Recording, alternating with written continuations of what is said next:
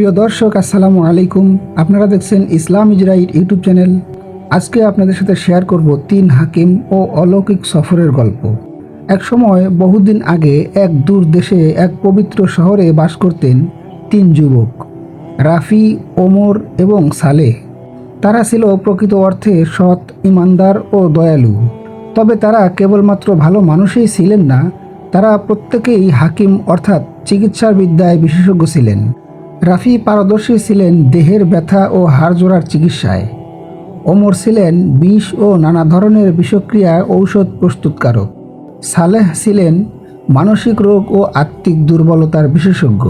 তাদের একটি বিশেষ গুণ ছিল, যারা প্রত্যেকেই কোনো না কোনো অলৌকিক ক্ষমতার অধিকারী ছিলেন। রাফি পারতেন বাতাসকে নিজের নিয়ন্ত্রণে আনতে। ওমরের হাত দিয়ে বিশুদ্ধ পানি প্রবাহিত হতো, যা যে কোনো বিষ বা রোগ দূর করত। আর সালেহের দৃষ্টিতে ছিল এমন শক্তি যা মিথ্যা ও অশুভতা প্রকাশ করে দিত।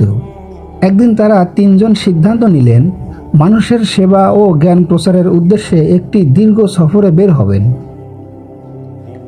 সাথে নিয়ে নিলেন কিছু প্রয়োজনীয় ঔষধ, তাদের পবিত্র ধর্মগ্রন্থ এবং আল্লাহর উপর অগাধ ভরসা। সফরের প্রথম গন্তব্য ছিল সাহারা আল মাউত নামক বিশাল মরুভূমি। শোনা যেত সেই মরুভূমিতে এক অভিশপ্ত কূপ আছে, যেখানে কেউ পানি তুলতে গেলে আর ফিরে আসতো না। তারা মরুভূমি পাড়ি দেওয়ার সময় হঠাৎ তাদের পানি শেষ হয়ে গেল। তৃষ্ণায় কাহিল হয়ে পড়েছিল সবাই। তখন ওমর তার হাতে দোয়া পড়ে একটি পাথরের উপর হাত রাখলেন। আশ্চর্যজনকভাবে সেই পাথর থেকে বিশুদ্ধ পানি বের হতে লাগলো। তারা সেই পানি পান করে শক্তি ফিরে পেলেন। কিন্তু তাদের সামনে পড়ল সেই অভিশপ্ত কূপ। 3 যুবক যখন সেই অভিশপ্ত কূপের সামনে যেতে লাগলো, একজন আরব লোক ছুটে এসে বলল, দয়া করে ওই কূপের দিকে যেও না, সেখানে একটি অভিশপ্ত আত্মা বাস করে। সালেহ তার অলৌকিক দৃষ্টিশক্তি দিয়ে কূপের গভীরে তাকিয়ে দেখলেন, সত্যি সেখানে একটি জিন বন্দী হয়ে আছে। সালেহ কোরআনের আয়াত তেলাওয়াত করতেই সেই জিন চিৎকার করে বলল, আমি একসময় এই এলাকার বাদশা ছিলাম। এক অত্যাচারী জিন আমাকে বন্দি করে এই রাজ্য দখল করে নিয়েছে। সে এই জিন রাজ্যের জন্য পাপিষ্ঠ। আমাকে যদি মুক্তি করে দাও, আল্লাহর কাছে আমি তোমার জন্য দোয়া করব। যুবক সালেহ তখন একটি দোয়া পড়ে সেই কূপের মধ্যে ফুঁক দিলেন। সাথে সাথে নূরের মতো একটি আলো কূপ থেকে বেরিয়ে এলো। জিন তখন মুক্তি পেয়ে হাসতে হাসতে বলল, আল্লাহ তোমাদের হেফাজত করুক, তোমরা আমাকে মুক্তি করেছ। এখন থেকে এই কূপের পানি সবাই পান করতে পারবে। পরবর্তী গন্তব্য ছিল একটি পাহাড় ঘেরা উপত্যকা, যেখানে এক নগরীতে প্রায় সব মানুষই এক অজানা রোগে আক্রান্ত। তারা হঠাৎ করেই স্মৃতি হারিয়ে ফেলেছে এবং নৃশংস হয়ে যাচ্ছে। 3 হাকিম শহরে পৌঁছেই কাজ শুরু করলেন। রাফি পরীক্ষা করে দেখলেন, শহরের বাতাসে এক ধরনের অদৃশ্য গ্যাস আছে, যা মস্তিষ্কে আঘাত করেছে। ওমর তার অলৌকিক পানির মাধ্যমে বাতাস পরিশোধন করলেন। সালেহ মানুষের চোখে চোখ রেখে বুঝলেন, শহরের গভীরে এক গোপন চক্রান্ত চলছে। তারা আবিষ্কার করলেন, শহরের গভীরে এক জাদুকর তার জাদুর মাধ্যমে মানুষকে নিয়ন্ত্রণ করছিল। এক রাত্রে 3 হাকিম একসাথে তার গুহায় প্রবেশ করল। সেই জাদুকরের মুখোমুখি হলেন। জাদুকর বলল, তোমরা যদি আমাকে থামাও, পুরো শহর ধ্বংস হয়ে যাবে। 3 জন একযোগে তাদের দোয়া, চিকিৎসা ও ক্ষমতার প্রয়োগ করলেন। জাদুকরের জাদু ভেঙে গেল।